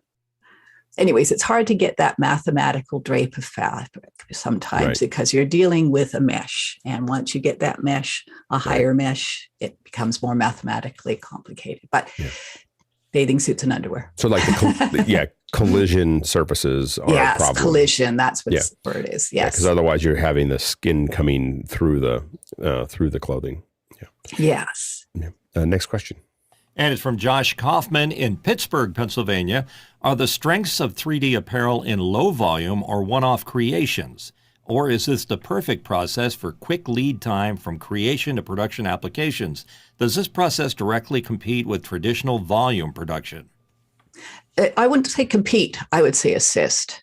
Everybody is starting to, there's lots of companies on board. I should probably put that into a slide, but people are realizing they've got to have 3D because otherwise there's too much waste. There's too much turnaround time on samples. It complements. I have tons of students from all over the world that have been in 3D apparel or 2D apparel, as I phrase it, designers that need to know 3D. They feel that it's part of their education, they want to teach others, their company's demanding it. They want to be more self-sufficient because they can turn around everything without a whole crew. But big companies are starting to realize they need it. And at the same time, there's one company in town that you would know the name of, but I'm not going to say, that has a job advertised. And I think, would I want to work for anybody else? I think no. It's the fun stuff. Next question. Roz, this question is for me. I'm just curious, how do you program the physics of the fabric or how it drapes? That is all done with the actual scanning process. And when you're going, say, to create a garment, you usually go in and grab something that is close, a cotton jersey within the menus. Again, if you download a fabric, they've gone in and they've measured it mathematically. So they've got the weft, the warp, the drape, the weight, etc. You can go in within the Clo menu and you can adjust those as well. So you can sit there and say, I want the fabric to be thicker, I want it to be heavier. And if you're a real scientist, you can start playing around with the warp and the weft. I would say that's still something that needs to be developed well. The whole sort of scanning of flat fabric and making it 3D, but it's getting there. Yeah. Next question. And it's Douglas Carmichael with a question. What VR engine was used to create the museum, Unreal or Unity? Unreal. There you go. Yeah. Next question. From Juan C. Robles in Mexico City, Mexico. Have you made any ethnic apparel with Chloe 3D or any other software? Myself, I would just say through the museum, but there's a gigantic Chloe community and a lot of online groups. And I think if you look, 65K, we're following the actual Chloe site. So, I mean, there's a lot of us out there. And then there's the Chloe super users. And there's one who did this gorgeous Indian outfit. And I was thinking of an ethnic museum, and I've asked her about being part of the museum. So yeah, they're out there. The Chloe super users, lots of great stuff. Next question. Roy Myers from Bel Air, Maryland. He's got this question. It says, I wanted to design bespoke dress cargo slacks with various pockets for gear. How can I find someone with the software and skills to turn measurements and a pencil sketch into a pattern or product? And any way to do that for less than $2,000? Again, as I say, if you start going out and follow Chloe on Instagram, see a designer that is doing some great stuff, and reach out to them. There's a whole bunch of Chloe YouTubers as well, giving lessons, etc. There's a Chloe Facebook user, but it's private. But at the same time, I would say Instagram's a great start. Take a look at everybody out there who's doing a reasonable style, and then perhaps reach out to them, because most of those people are really good. In terms of independent designers, you can contact me. I know one who's got 25 years pattern drafting, and she's great. That's great, Dan. Next question. Michael Anderson in Jackson, Wyoming. Best platforms to do full body scans, one that works with Chloe. Well, I would have to say a 3D look. Just because I don't think anything else is integrated into the Chloe platform. I also feel that those guys have done a fantastic job in terms of continuously developing their software. There's a lot of body scanning softwares out there for medical that think they know what clothing is, and it's not the case. I would say those guys have really gone at the clothing part really well. Next question. Josh Kaufman from Pittsburgh, PA. What is the range of manufacturing equipment and processes that is necessary to bring 3D designs into the physical world? What is the availability of said equipment? I can do it now. I can sit here and print it out on my normal printer and tape it together and print it out. I can take it and get it cut. So you could print the patterns. You could just print the patterns in 2D the way you would do it, kind of the old-fashioned drawing it out and then putting it and then cutting those patterns out. So you could do it without any. So that's kind of a given. Yeah. So you could print those pieces out. So you design it all, but it gives you that kind of unfolded. This is what you actually have to cut out, and you could print those out and then cut them out and then sew them together. But these other larger cutters are something that just cut it right out of the fabric? Yeah, and that's a Gerber file. So you can export a Gerber file, and it will go straight to the cutter and cut it all out. Right. You can export it. Within the software, they have a whole production module where you can go in and you can place all your fabric pieces. You can say automatic. It will place it into the fabric width. You can change your fabric width. You can price your fabric width. You can get a whole billing of what your contents are going to cost you. You can go in and grade your patterns, so you can do every size. You can take all your grades and put it in there. So, I mean, it's a gigantic base of software that allows you to do everything that you would need. I've got a projector that I bought beginning of the year, and in theory, I could suspend that above a table, project it down, make sure it's scaled, and start cutting out my patterns based on the production module that I've set up. Of course, don't have the time, but other companies do have those resources. Right. Next question. Next one's from Chris Clark in Tempe, Arizona. Can this process be used to design camouflage patterns more effective than those currently in use? Well, you'd perhaps be able to test it in a different way. You could design the print, bring it in, place it, scale it, get a really good idea of what works, and then export it as an image file and then start playing around with it in an environment or on a photograph. So, yeah. It's really interesting. Yeah. Next question. Rob Collins from Kansas City, Missouri. Are there any plans for custom virtual clothing to be imported into social VR games, such as VR Chat or others? It exists. As I say, there's a whole software in beta called Ginny, which is also done by the Clo 3D people. And you're essentially taking all the skills you have in Photoshop and turning it into line drawings, which again already exists in Clo 3D. And then those same things can be exported as 3D garments. So yes, I'm looking forward to dressing my avatar. Next question. Michael Anderson, Jackson, Wyoming. Do fabric suppliers provide the 3D information for their fabrics? Yes. A lot of people have the Visu scanner. And again, if they're listed with someone like Swatchbook, they already have all that information because Swatchbook will do it for you as a process of putting it online. Again, there is a couple of sort of units where you can take your fabric and measure it and input that information into Clo or Browseware. So yes, the scanners exist, and I can think of the few that exist on the West Coast and the ones I have access to. Right. And you can send it off and stuff. But I think it's interesting that you could probably, it makes sense over time for manufacturers or the fabric manufacturers to say, this is the bend coefficient, or this is the weight of the cloth. This is the, and put those into the Clo, like the attributes for every one of these, so that it'll be easier for you to throw their cloth on and get a more accurate representation. Well, that's what you can do with Swatchbook. I can take any Swatchbook file and I can import it in and dress my Clo avatar. Right. Well, I'm just same thing with Browseware. It seems like it would be good for all manufacturers to conform to giving you the material attributes. How shiny is it? How bendy is it? How light is it? All those things, and get them into a format so that you can just throw them on and it works.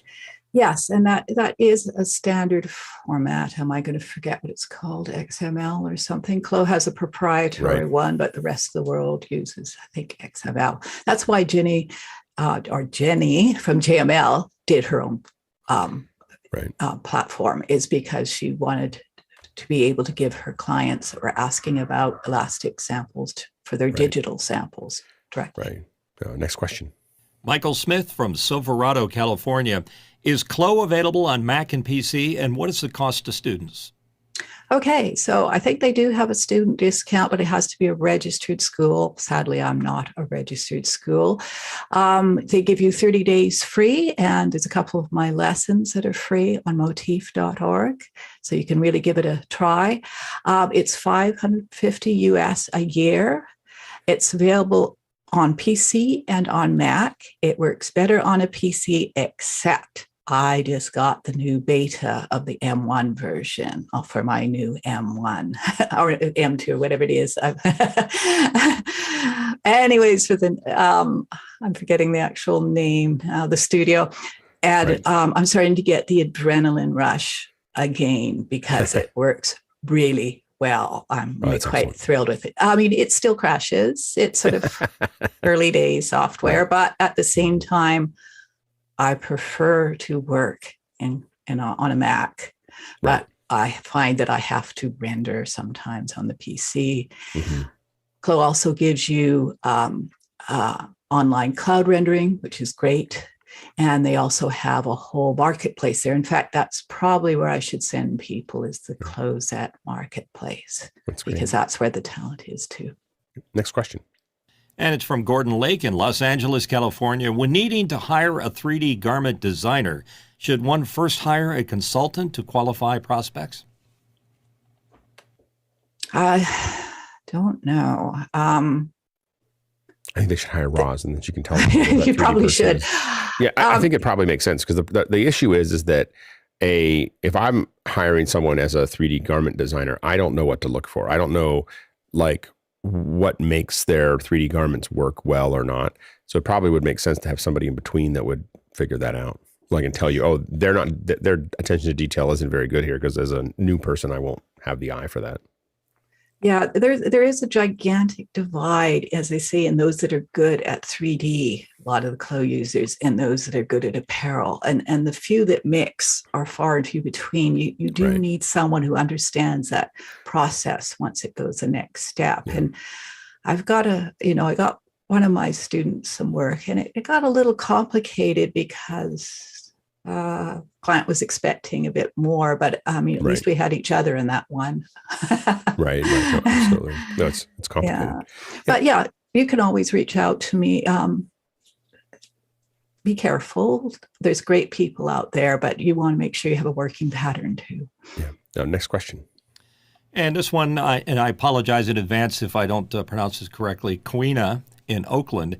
Can you describe the workflow from Clo to Unreal rigged animated characters? Do you need to bring it into Maya, rig it, then bring it into Unreal? That's more a question for Elia. But technically, we worked together to the point I exported it from Clo as a GLBTF with a UV3 map, and he did his magic there. And so the next stage is that he's going to be supervising a student to do the same thing for the second floor. So we'll see what we could sort of polish up for that the next time. But it definitely was a joint effort, is that I got it prepped, got the UV3 map, and then gave him the files, the GLBTF. Next question. Christian Ortiz from South Florida. How big or small is embroidery in the creation of apparel? What software is being used?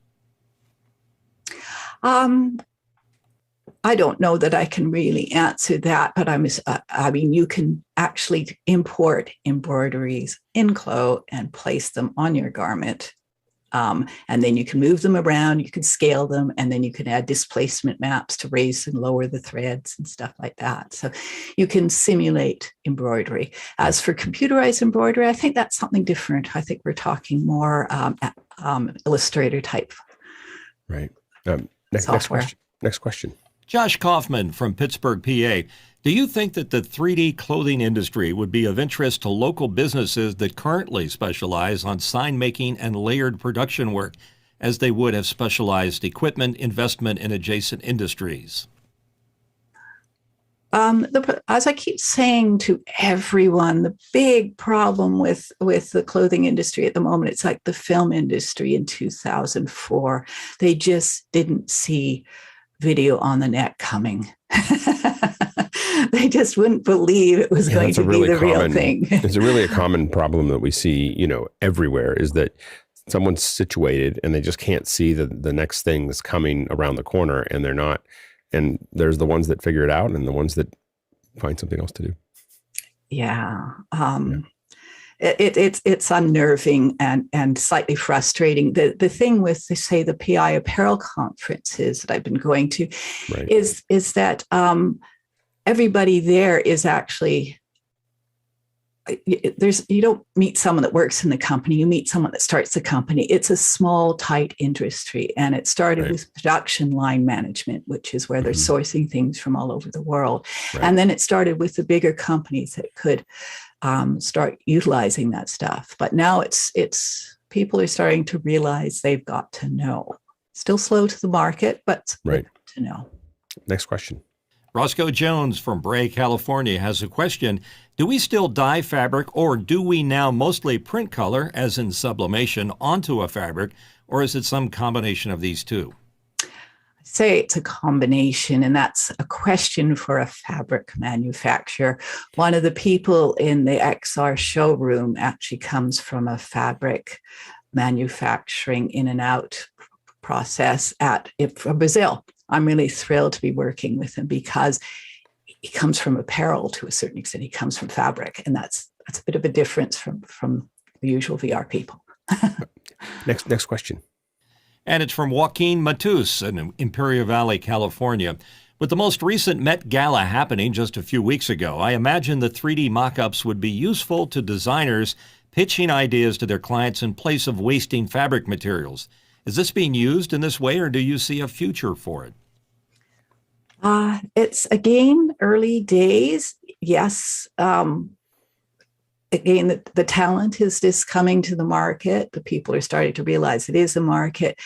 The fabricant has been doing some really interesting stuff. They have been a virtual clothing company since 2016, and they did a really fantastic sort of takeoff on the 2021 Met Gala with people twirling and amazing garments and such. And but I don't know if they did anything for 2022, but they have been doing really amazing things in terms of virtual garments, although not necessarily production garments for a couple of years. But yes, you can recreate anything. Any of the historical pieces I've recreated can be now used as a pattern. Next question. Roscoe Jones from Bray, California. Many museums have a preference flow that they may follow a storyline. This also helps with capacity. Would this still be desired in a virtual museum? Yeah, I've talked to quite a few virtual museums. I mean, I've done a couple of lectures for museums, Midwest museums and a whole museum. Anyways, they're always interested because they're always looking to, again, show off the collections that nobody can see. But again, to recreate all their garments has to be done with great planning, great budget, etc. I think the scanning system is something that they could use to do a complimentary show. My dream would be Fashion Institute of Technology in New York City does amazing shows that are free to the public. And what I'd love to do is do a concurrent one. So when they do Ravishing the Rose was one, but that was a couple of years ago. Do a Ravishing the Rose imitation that you can walk through in VR or in web interface. It does seem like such a great way for apparel designers to learn, if they're in school, to learn how to do both, use the software as well as learn the history, to go back and do what you did, which is remake, rebuild clothing from the past in Clo 3D, so that they get a sense of how to work with Clo 3D, but also I imagine you just learn an enormous amount about the garment maker and the process. Yeah, definitely. I am just dying to do some Charles James, but that's just me. I just love the science of pattern making. One thing I should mention is I do have students that go through the course, go through advanced Clo. They turn in work. We worked on a virtual showroom, probably for another NDA client. Right. I hope one of them's listening now. But anyway, it never went any further. Again, I'm not sure they want to join that market, but at the same time, all my students contributed fantastic pieces in a 3D room where you could actually go in and make comments on the garments if you liked it or didn't like it or what colors it could come in and stuff like that. Right. But my students have done amazing work. Once you show them how to get around those tools, it's just like with Photoshop. Right. You can create amazing work. That's great. Roz, thank you so much for your time. Thank you. Thank you for the opportunity. Very fascinating. When you asked about doing this, I went through just a lot of trouble last year on a show where we were using metahumans, and the clothing was just the thing that we it was so painful to get that working. And when you talked about it, I was like, oh, this is what I needed last year. So I'm excited to kind of do some more experimentation with that. So thank you so much for showing it to us. We might try to get you in for a second, like a after hour session where we kind of do a little bit of a lab. Would be a lot of fun. Oh, I'd love to do that. I might be able to persuade Elia to talk at some point about the Unreal part of it. That'd be great. That'd be fantastic. Yeah. Thank you. Well, thanks so much for the opportunity. Yeah. Thank you great again. To see you again. Yeah, absolutely. And thanks to our producers for all the great questions. It's a fascinating thing that it's going to be a big deal as it's already a big deal, but it's going to keep building. So it's really interesting. Good questions. And thanks to our panelists. Can't do this without you. And now we are going to jump into After Hours. So dark. Oh, there it is. Hi, Mitchell. Mitchell loves it when we whispered. It's his favorite thing. That was really really interesting. I want to go. But I wonder if I can disarm. I want to do leather armor. Look how red it makes my face. Chainmail. I wonder if I can design chainmail in there. That'd be really cool. All right. See you tonight on Tony Mobley. Well, I'm going to go into office hours. See you. Bye, Roz. Bye.